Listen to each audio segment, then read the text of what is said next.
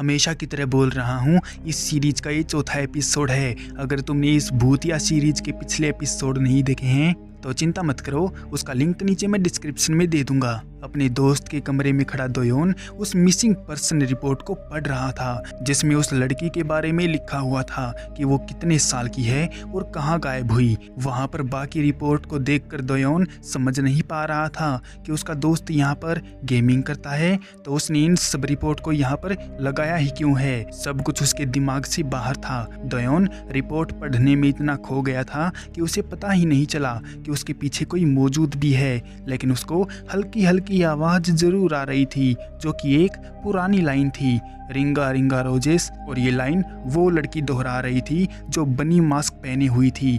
अचानक उस लड़की में आग लग जाती है और वो धीरे धीरे दोयोन के करीब आने लगती है। फिर उसको एक नोटबुक मिलती है जिसमें ऐसी ऐसी बातें लिखी हुई थी जो उसको जाननी जरूरी हैं और आगे उसके बहुत काम भी आएंगी। नोटबुक के पन्ने पर साफ साफ लिखा है, हर एक भूत उसी जगह दिखता है जहाँ उसकी मौत हुई थी, या उस जगह से बहुत गहरा जुड़ाव कोई लोकेशन हो सकता है।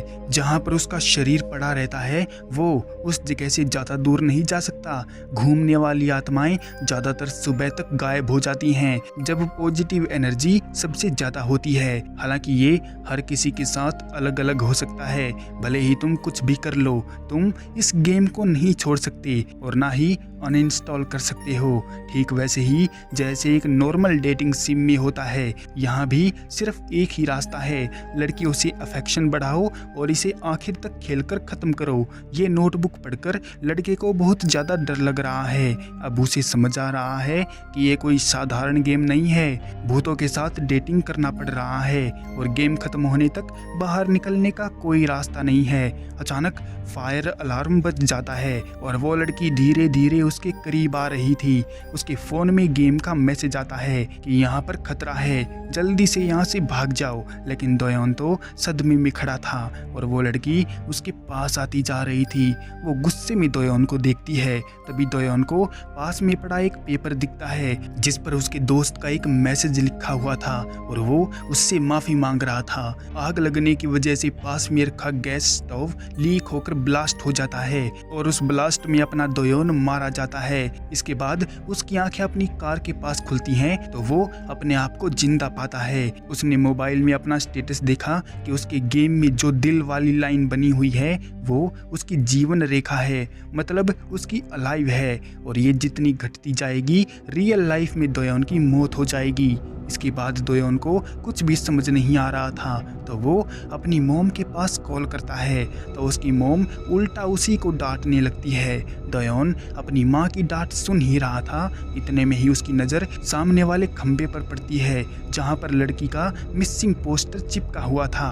दोयोन अपनी माँ को कॉल बैक करने की बात बोलकर फ़ोन काट देता है और उस पोस्टर को देखने लगता है। तभी उसको याद आता है कि उसने लड़की को वादा किया था कि वो उसको उसके घर वालों से जरूर मिलवाएगा। इसी बात को पूरा करने के लिए दोयोन चल पड़ता है और उसके बताए अनुसार उस गली में पहुंचता है जहां पर उसको एक लेडी मिलती है। दोयोन उस लेडी से पूछताछ करता है उसके घर वालों के सिलसिले में, लेकिन वो लेडी उसको वहां से चले जाने को बोलती है और इस चक्कर में ना पड़ने को कहती है। हालांकि दोयोन वहां से चला तो आता है लेकिन उसको समझ नहीं आ रहा था कि वो लेडी उससे ऐसी बात क्यों कर रही थी। अब रात होने को आई थी तो वो जल्दी से हाईवे की तरफ निकल पड़ता है और वहीं रात होने पर योनहा आती जाती गाड़ियों की तरफ हाथ कर रही थी और उनको रोकने की कोशिश कर रही थी। उसे लग रहा था कि शायद इस वाली गाड़ी में वो लड़का आ जाएगा, लेकिन किसी भी गाड़ी में उसको दोयोन नहीं मिला।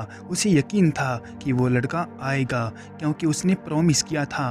काफ़ी देर तक भी कोई गाड़ी ना रुकी तो वो दुखी हो जाती है और बैठकर रोने लगती है। पर तभी दोयोन वहाँ पर छाता लेकर आ जाता है और देर से आने के लिए लड़की से माफ़ी मांगता है।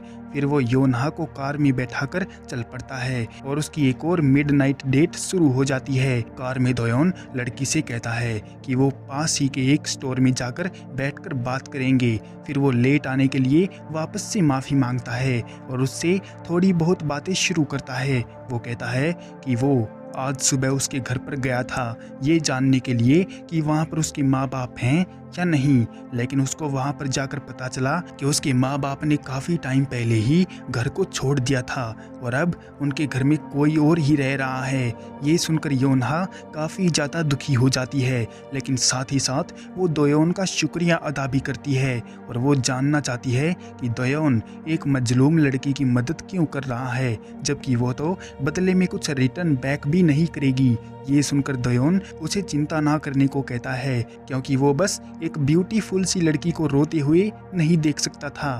तभी उसके फ़ोन पर अचानक से एक मैसेज आता है और गेम उसको पूछने लगता है 2 ऑप्शन देकर कि वो जल्दी से उनका जवाब दे। पहला है कि वो उसकी मदद इसीलिए कर रहा है क्योंकि योनहा उसी की टाइप की है, और दूसरा ऑप्शन है उसको योनहा के लिए बुरा लग रहा है। ऑप्शंस को देखकर दोयोन काफ़ी ज़्यादा घबरा जाता है, क्योंकि गेम ने उसको बस 10 सेकंड का टाइम दिया था सोचने के लिए। दोयोन अच्छी तरह से जानता है कि उसने अगर सही जवाब नहीं दिया तो गेम उसको डेथ पेनल्टी देगा। दोयोन कंफ्यूजन में पड़ा हुआ है कि वो क्या जवाब दे। जल्दबाजी में वो पहले वाले ऑप्शन को चुन लेता है कि लड़की उसी की टाइप की है, इसीलिए ही वो मदद कर रहा है। ये सुनकर योनहा के चेहरे पर मुस्कान आ जाती है और वो खुश हो जाती है, क्योंकि लड़के ने उस पर कोई दया नहीं दिखाई है, बल्कि वो भी उसी के जैसा है। फिलहाल के लिए दोयोन बच गया, लेकिन उसे अभी भी डर है कि आगे कुछ गड़बड़ ना हो जाए। तभी उसके डैशबोर्ड स्क्रीन पर मैसेज आता है कि वो जल्दी ही अपनी डेस्टिनेशन पर पहुंचने वाला है। फिलहाल के लिए इस एपिसोड को यहीं पर एंड करते हैं। मिलते हैं इसके अगले एपिसोड में, तब तक के लिए सायोनारा।